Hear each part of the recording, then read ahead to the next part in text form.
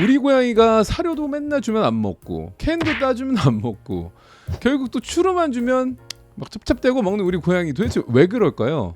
오늘은 제가 병원에서 진료하다가 정말 많이 보는 보호자분들이 무심코 하는 실수 탑 7을 한번 이야기해볼까 해요. 정말 마지막 행동은 정말 많은 분들이 하고 계실 거라고 생각하고 있습니다. 안녕하세요, 양신 나흥식수입니다. 오늘은 보호자분들이 고양이한테 뭔가 줄 때, 먹을 걸 줄 때 가장 많이 하는 실수 7가지에 대해서 한번 이야기를 해볼까 해요. 7입니다. 사료를 너무 자주 바꿔요. 보호자분들이 줬는데 안 먹네? 그러면 뭐 하시죠? 바로 새 사료를 또 까서 주세요. 근데 이것도 또 안 먹네? 이런 상황이 생기면 또 다른 사료를 또 구매를 해서 또 주시죠. 캔을 또 준다던가. 이런 경험들 되게 많으실 거예요. 캔도 안 된다 그러면 추루를 줘요. 그럼 고양이는 생각을 하죠. 내가 기다리면 더 맛있는 게 나오네? 라는 생각을 할 수밖에 없어요. 실제로 병원에서도 가장 흔하게 보는 상황이에요. 이런 경우에는 새 사료는 보통 기존 사료에 보통 한 10에서 한 20% 정도만 일단 섞어서 먼저 줘보는 거예요. 그리고 일주일 정도 지켜보는 겁니다. 적응을 시켜서 아이가 먹게 된다면은 그 사료로 바꿔주시는 게 좋고, 아예 섞여 있는데도 안 먹으면은 그 사료를 안 먹는다라고 보시면 좋을 것 같아요.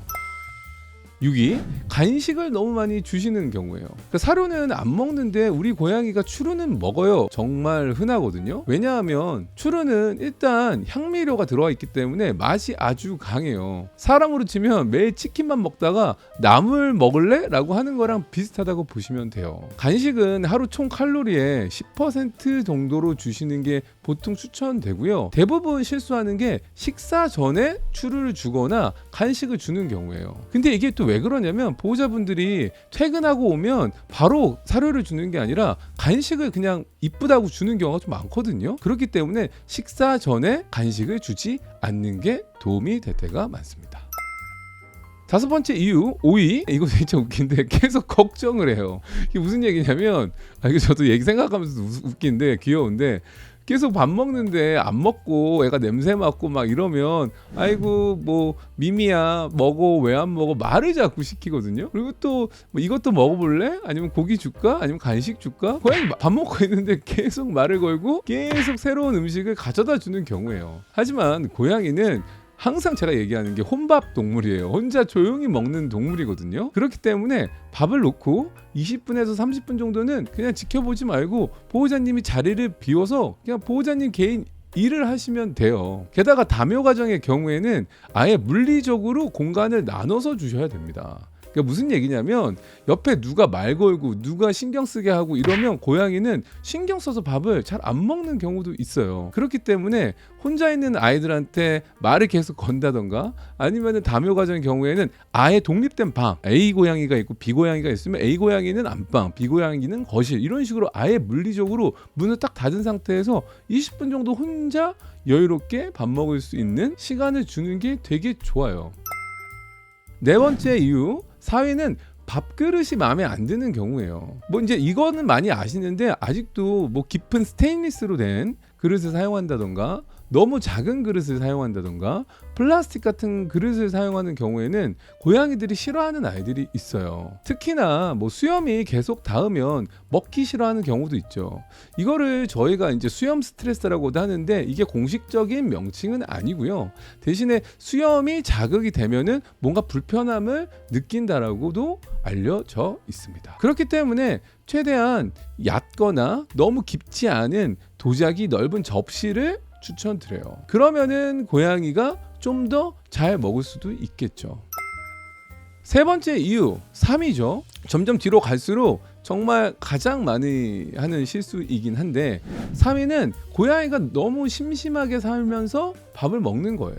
여러분 잘 아시다시피 고양이는 15년이라는 시간을 실내에서 생활하고, 실내에서 생활하는 만큼 고양이가 가지고 있는 본능을 잘 해소해야 되는데, 그게 바로 사냥하고 먹고 그루밍하고 잠이에요. 이게 원래 순서거든요. 그런데 보통은 하루 종일 자다가 일어났는데 보호자분들이 저녁에 집에 와서 그냥 바로 밥을 준다던가, 그러면은 갑자기 밥만 주면 좋은 게 아닌 거죠. 그렇기 때문에 항상 밥 주기 전에는 놀아주고 낚싯대로 5분이 됐든 10분이 됐든 15분이 됐든 그래도 최소한의 본능을 좀 일깨워서 사냥할 수 있는 분위기를 만들어주고 중간중간 보상하면서 결국에는 밥을 먹을 수 있게끔 하는 걸 추천드려요. 사람도 운동하고 축구하고 농구하고 밥 먹는 게 꿀맛이잖아요. 그렇기 때문에 고양이도 열심히 사냥놀이하고 그 다음에 밥을 먹는 게 추천이 되겠죠.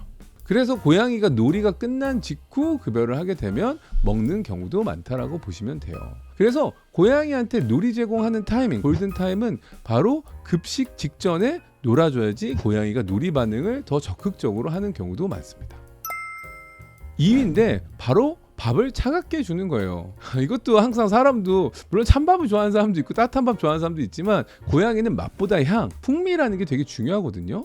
그렇기 때문에 고양이한테 전자레인지 5에서 10초, 길면 15초 정도 또는 미지근한 물을 조금 섞어서 주면 이 향이 올라오면서 사료 겉에 있는 코팅된 지방이 녹으면서 올라오는 거거든요. 그렇기 때문에 이걸로 인해서 식욕이 살아나는 고양이들도 많습니다. 특히나 여름에 너무 차가운 음식을 주게 될 경우에는 당연히 고양이의 기호성이 떨어질 수도 있는 거죠. 대망의 1위, 아까도 얘기했지만 안 먹을 때마다 더 맛있는 음식을 주려고 하는 경우예요. 이게 오늘 어떻게 보면 가장 중요한 이야기죠. 고양이는 굉장히 똑똑해요. 많은 분들이 우리 고양이는 멍청한 것 같아요 라고 할 때마다 제가 화가 나는데 고양이가 오늘 사료를 안 먹었더니 캔이 나왔어요. 다음 날에는 사료를 안 먹었더니 닭가슴살이 나왔어요. 그 다음 날에는 또 추루가 나왔어요. 그 다음 날에는 새 사료가 나왔어요. 이런 식으로 계속 바꿔서 주게 되면은 고양이는 어떤 것을 학습하게 되냐면 내가 사료를 안 먹으면 더 맛있는 음식이 나온다 라고 생각을 한다는 거죠. 바로 이게 고양이의 편식이 만들어지는 과정이라고 보시면 돼요. 마찬가지예요. 사람도 저희 집 같은 경우도 항상 얘기하는 게 제가 밥을 안 먹으면 어머니가 밥을 치웠어요. 뭐 다른 걸 뭐 갖다 주거나 소세지 반찬을 해준다던가 햄 반찬을 해주시는 게 아니라 내가 먹기 싫어도 안 먹으면 그럼 먹지 마라고 한 거죠. 그래서 고양이도 마찬가지예요. 고양이도 먹지 않았을 때 다른 것들이 나온다라는 이 학습이 이루어지게 되면 고양이는 그걸 먹기 위해서 안 먹는 상황이 생긴다라는 거죠. 그렇기 때문에 고양이가 좋아하는 음식을 리스트업해서 가장 좋아하는 음식을 보상으로 사용하고 사료를 거부할 때마다 새로운 음식을 꺼내는 습관을 줄이는 게 매우 좋습니다.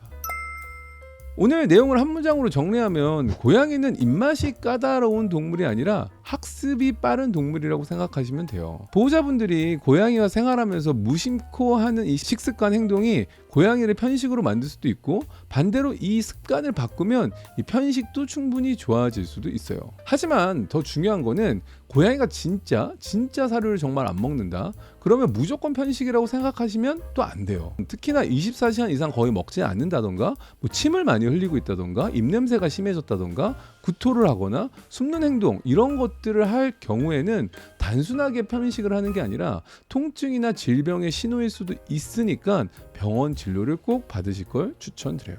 오늘 저희가 준비한 보호자가 고양이한테 밥 줄 때 무심코 하는 실수 탑 7에 대해서 한번 이야기를 해봤는데요. 오늘 영상이 도움이 되셨다면 구독과 좋아요, 알람, 댓글까지 꼭 부탁드리면서 안녕. 양신TV 후원 구독자분들께는 일반 공개 영상 외에 조금 더 편하게 볼 수 있는 컨텐츠들이 제공됩니다. 라이브 방송의 풀 영상, 다시 보기, 영상에선 담지 못한 저의 브이로그 컨텐츠, 그리고 후원 구독자분들만 참여하실 수 있는 전용 라이브 스몰 토크가 준비되어 있습니다. 후원은 어디까지나 선택이고요. 양신TV 컨텐츠 제작에 도움을 주시기를 원하신다면 영상 아래 후원 버튼을 통해 함께 해주시면 됩니다. 항상 응원해 주시고 시청해 주셔서 감사합니다.